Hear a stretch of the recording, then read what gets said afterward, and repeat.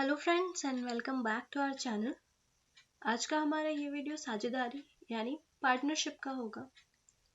तो पार्टनरशिप से वैसे तो बहुत सारे क्वेश्चंस पूछे नहीं जाते हैं आपके एग्जाम में, लेकिन जितने भी क्वेश्चंस अभी तक आए हुए हैं यूपीएससी ने जो भी अलग अलग एग्जाम्स में जो भी क्वेश्चन पूछे उन सबका कलेक्शन आज हम देखेंगे और समझेंगे कि अगर वैसे क्वेश्चंस आते हैं तो आप उन्हें कैसे सॉल्व करेंगे। इसके पहले भी काफ़ी सारी क्लासेस हो चुकी हैं मैथ्स की, तो अगर आपने वो नहीं देखा है तो ज़रूर देखिए। ऊपर आई बटन पे आपको प्लेलिस्ट का लिंक मिल जाएगा और साथ ही साथ मैं डिस्क्रिप्शन बॉक्स में भी प्लेलिस्ट के लिंक डाल दूंगी ताकि आपको वहाँ से भी ईजिली मिल जाए प्लेलिस्ट। तो वहाँ जाके आप जितने भी पुराने वीडियोस हैं वो आप देख लेंगे। मैथमेटिक्स के काफ़ी सारे लेक्चर्स आ चुके हैं और काफ़ी सारे टॉपिक्स हमने कवर कर लिए हैं। चलिए स्टार्ट करते हैं अपना टॉपिक से पहले कुछ चीज़ें जो आपको जाननी ज़रूरी है। पार्टनरशिप की बात जब भी करेंगे तो पार्टनरशिप में होते हैं एक से अधिक लोग, यानी दो या दो से अधिक आप कह सकते हैं। तो इनके बीच एक एक्स है एक वाई है, ये कुछ इन्वेस्टमेंट करते हैं। मान लो एक्स ने ए इन्वेस्ट किया और वाई ने बी इन्वेस्ट किया और ये कुछ टाइम के लिए इन्वेस्टमेंट करते हैं, यानी इसने सी टाइम के लिए किया और इसने डी टाइम के लिए किया। ठीक है, तो जो आपका प्रॉफिट आता है, प्रॉफिट क्या होता है? इन्वेस्टमेंट इनटू टाइम होता है, यानी A इंटू सी। तो X का प्रॉफिट A इंटू सी होगा, Y का प्रॉफिट B इंटू डी होगा। टोटल प्रॉफिट क्या हो जाएगा? AC plus BD। ये आपको छोटी सी चीज याद रखनी है कि profit is equal to investment into time. सिर्फ अगर आप ये इतनी सी बात याद रख लेंगे तो इस टॉपिक के सारे क्वेश्चंस आपके इजीली सॉल्व हो जाएंगे। ठीक है, यहाँ पे मैंने 2 लोग को लिया है, आप इससे ज़्यादा लोग ले सकते हैं। इसी तरीके से उनके इन्वेस्टमेंट टाइम और प्रॉफिट का रेशियो जो है वो घटता बढ़ता रहता है। ठीक है, चलिए यहाँ देखते हैं। ये कह रहा है 5,62,000 का लाभ 3 भागीदारों एक्स वाई और जेड के बीच बांटा जाना है। ठीक है, मतलब 3 लोग हैं, ठीक, तीनों ने कुछ कुछ इन्वेस्ट किया था, कुछ कुछ टाइम के लिए इन्वेस्ट किया था, राइट। और जो प्रॉफिट आया है वो 5,62,000 आया है। आप तो यही आपसे कह रहा है कि x का शेयर y के शेयर का 2/3 हिस्सा और y का शेयर z के शेयर का 3/5 हिस्सा है। तो z को लाभ के अपने हिस्से के रूप में कितना मिलता है? मतलब आपको होता नहीं, जो 5,62,000 है इनमें से z को कितना पैसा मिलेगा, ये आपसे ये पूछते हैं।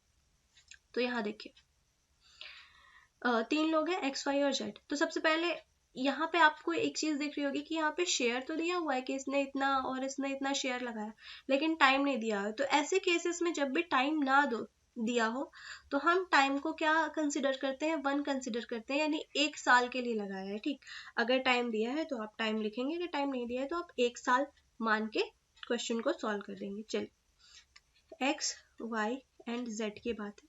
सबसे पहले हम देखते हैं इनके इन्वेस्टमेंट का रेशियो क्या होगा। तो देखो x का शेयर y के शेयर का 2/3 हिस्सा है, यानी x का शेयर जो है वो y के शेयर का 2/3 है, यानी x by y 2/3 आ गया, which means x ratio y is 2/3। यहाँ से ये निकल के आया। अब अगला स्टेटमेंट पढ़ो, y का हिस्सा z का 3/5 है, यानी y का जो है वो z का 3/5 है। तो y by z कितना हो जाएगा? 3/5 हो जाएगा। तो यहाँ से एक्स वाई और जेड में एक रेशियो मिल जाएगा। अब देखो यहाँ पे भी y का 3 है और यहाँ पे भी y का 3 है, यानी y इन दोनों में, इस इक्वेशन में और इस इक्वेशन में क्या है? y कॉमन है और y की वैल्यू सेम है, यानी इसमें भी 3 है इसमें भी 3 है। तो simply x ratio y ratio z कितना हो जाएगा? 2:3:5। ठीक है, अगर डिफरेंट होता तो फिर हम निकाल दें, लेकिन सेम है तो हम एज इट इज लिख देते हैं। x की वैल्यू 2, y की वैल्यू 3 है दोनों में और z की वैल्यू क्या है? 5 है। तो 2:3:5। तो इन्वेस्टमेंट का रेशियो हमें मिल जाता है 2:3:5।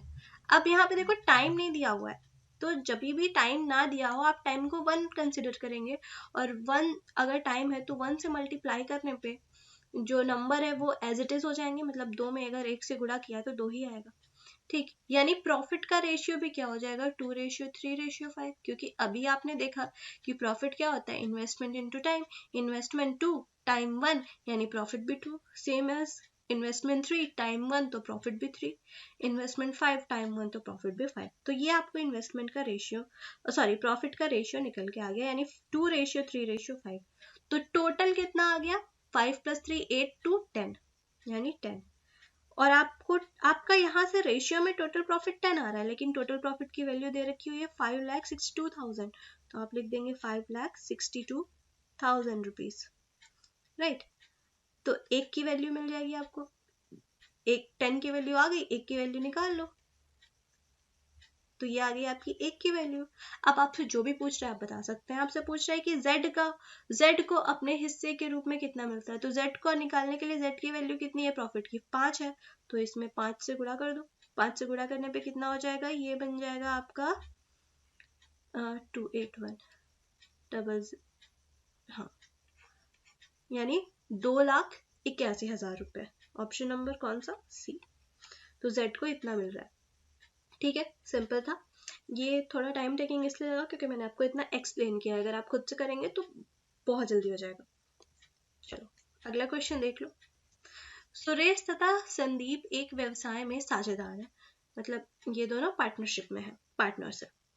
सुरेश ने 5 माह के लिए 5,000, अब यहाँ देखो टाइम भी दे रखा हुआ है, इन्वेस्टमेंट भी दे रखा हुआ है, तो एक है आपका सुरेश और एक है कौन, संदीप, ठीक। तो इन्वेस्टमेंट की बात करेंगे तो सुरेश ने 5,000 और संदीप ने 6 माह के लिए 6,000 लगा रखा है, तो यहाँ पे लिख लो 5,000 रेशियो 6,000। अब क्योंकि ये रेशियो में है तो इन 3 जीरो से ये 3 जीरो काट देंगे, रेशियो 5:6 का हो जाएगा। तो आपका इन्वेस्टमेंट का रेशियो 5:6। अब टाइम का रेशियो देखते हैं। इसने 5 माह के लिए लगाया, इसने 6 माह के लिए लगाया, तो लिख दो 5:6। मतलब इन्वेस्टमेंट और टाइम का रेशियो क्या आ गया, सेम आ गया। अब बात करेंगे किसकी, प्रॉफिट की। तो वर्ष के अंत में 610 रुपए का कुल लाभ में संदीप को कितना मिलेगा, मतलब टोटल प्रॉफिट 610 है। यहाँ देखो टोटल प्रॉफिट कितना आएगा, तो टोटल प्रॉफिट आपका हो जाएगा 5 × 5 25 और 6 × 6 36। तो टोटल प्रॉफिट आपका कितना हो गया, इसको जोड़ो तो ये कितना 61। टोटल प्रॉफिट आ रहा है आपका 61 और यहाँ पे टोटल प्रॉफिट कितना दे रखा हुआ है 610, यानी 61 की वैल्यू 610 हो गई, तो एक की वैल्यू कितनी हो जाएगी, 10 हो जाएगी, सिंपल। अब आपसे जो भी पूछे आप निकाल लेंगे। पूछता है संदीप का कितना होगा, तो संदीप का 36 है, 36 × 10 360। और अगर सुरेश का पूछता है तो 25 × 10 250, राइट। तो 360 ऑप्शन नंबर डी। चलिए आगे चले नेक्स्ट क्वेश्चन पे। ABC एक कंपनी में हिस्सेदार है, पार्टनर्स है। किसी एक वर्ष में A को लाभ का 1/3 भाग मिला, B को 1/4 भाग मिला और C को 5,000 मिले, तब A को कितना लाभ मिला है। अब यहाँ पे आपको इन्वेस्टमेंट और टाइम नहीं दे रखा, डायरेक्ट प्रॉफिट दे रखा है।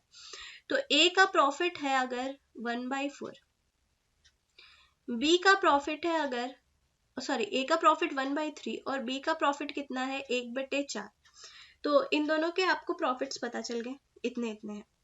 तो C का कितना होगा, C का कितना होगा, मतलब टोटल में से A और B का घटा दो, यानी 1 - A का प्रॉफिट प्लस B का प्रॉफिट, ठीक है। टोटल का 1/3 इतना, टोटल का 1/4 B का, तो यहाँ लिख देंगे 1 - 1/3 प्लस 1/4, राइट।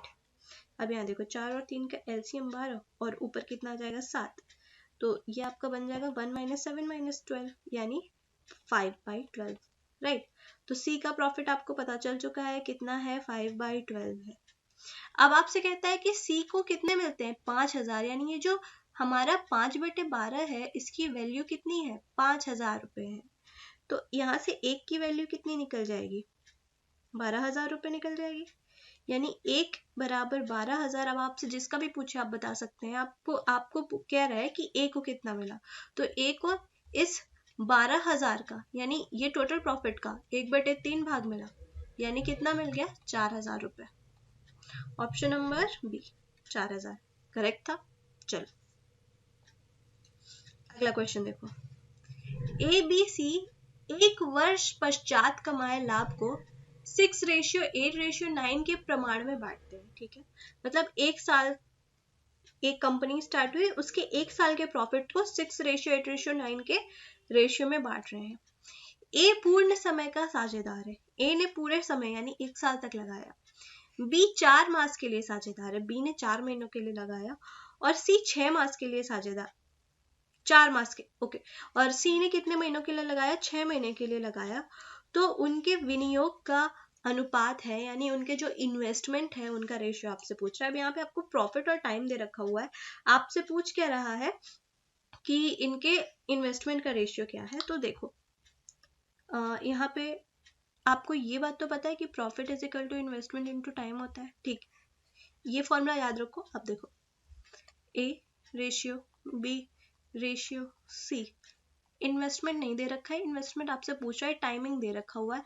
ए ने पूर्ण समय यानी 12 महीनों के लिए लगाया, तो ए का इन्वेस्टमेंट 12 होगा, सिंपल। बी ने 4 महीनों के लिए लगाया, तो बी का इन्वेस्टमेंट 4 होगा, सिंपल। और सी ने 6 महीनों के लिए लगाया, तो सी का इन्वेस्टमेंट 6 होगा, ठीक।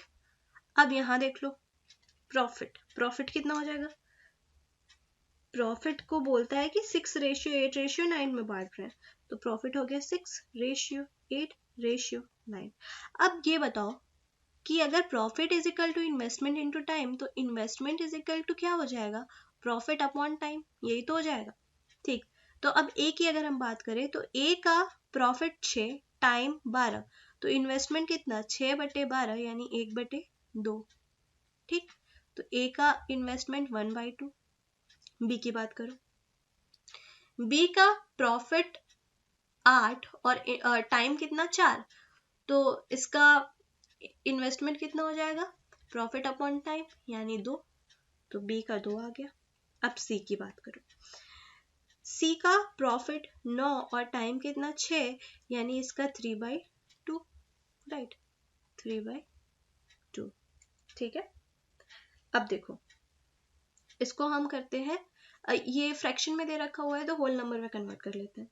तो यहाँ लिख देती हूँ मैं 1/2, 2 और 3/2। इसमें क्या करते हैं, एलसीएम ले लेते हैं और एलसीएम का जो नंबर आता है उसमें सबसे मल्टीप्लाई कर देते हैं। तो 2 ही है तो एलसीएम 2 ही आएगा, तो 2 से इसमें भी मल्टीप्लाई कर दो, 2 से इसमें भी मल्टीप्लाई कर दो और 2 से इसमें भी मल्टीप्लाई कर दो, तो ये 1 हो जाएगा, ये 4 हो जाएगा और ये 3 हो जाएगा। तो इन्होंने इन्वेस्ट किया था 1:4:3 में, ठीक है। इन्होंने 1:4:3 में इन्वेस्ट किया, ऑप्शन नंबर डी। चलो आगे, 5वां, राम ने एक व्यवसाय 50,000 लगाकर शुरू किया। 3 महीने पश्चात श्याम ने भी 50,000 लगाकर उस व्यवसाय में साझेदारी करी। उसके 3 महीने पश्चात कृष्ण ने 75,000 लगाकर उसी व्यवसाय में साझेदारी की। 1 वर्ष पूरा होने पर तीनों का साझेदारी में लाभ का अनुपात कितना होगा? सिंपल है, देखो कौन कौन है? राम, श्याम और कृष्ण। हमने लिख लिया राम, श्याम एंड कृष्ण, ठीक है। इन्वेस्टमेंट की बात करते हैं, राम ने 50,000 लगाया, लिख लो राम का 50,000। श्याम ने भी 50,000 लगाया, लिख लो श्याम का 50,000। और कृष्ण ने कितना लगाया? कृष्ण ने लगाया है 75,000, तो लिख लो कृष्ण का 75,000। ये 0 से 0 काट दो और 25 से 50 काटो 2 बार में, ये भी 2 बार में और ये 3 बार में, यानी इन्वेस्टमेंट का रेशियो 2:2:3 है, ठीक है। अब टाइम की बात करते हैं। हाँ, तो राम ने व्यवसाय की शुरुआत की, 1 साल पूरा होने की बात कर रहा है, यानी राम ने तो पूरे 12 महीने के लिए लगाया होगा, ठीक है। तो राम का कितना हो जाएगा? 12 महीना। अब देखो श्याम ने 3 महीने पश्चात लगाया, मतलब 3 महीने बीत चुके हैं, तो बचे कितने महीने? 9 महीने बचे हैं, तो श्याम ने 9 महीनों के लिए लगाया। अब देखो कृष्ण ने उसके 3 महीने पश्चात, यानी 9 महीने के बाद फिर से 3 महीने बीत चुके हैं, तो बचे कितने महीने? 6 महीने, तो इसने 6 महीनों के लिए लगाया। अब बता दो प्रॉफिट कितना हो जाएगा? तो प्रॉफिट हो गया इनका, इन दोनों का मल्टीप्लिकेशन, तो 12/2 यानी 24, 9 × 2 यानी 18 और 6 × 3 यानी 18, ठीक है।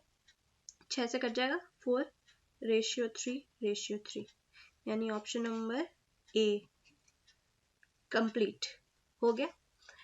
तो देखो इतने ही क्वेश्चंस, इसी टाइप के क्वेश्चंस थे और यही जो क्वेश्चंस थे इसमें आपका पूरा जो है कॉन्सेप्ट हो गया है। तो इससे अगर आप इतना कर लेते हैं, तो अगर आपको इतना अच्छे समझ में आ गया, तो आप जो भी क्वेश्चंस आएंगे इस कॉन्सेप्ट से आप आसानी से कर ले जाएंगे।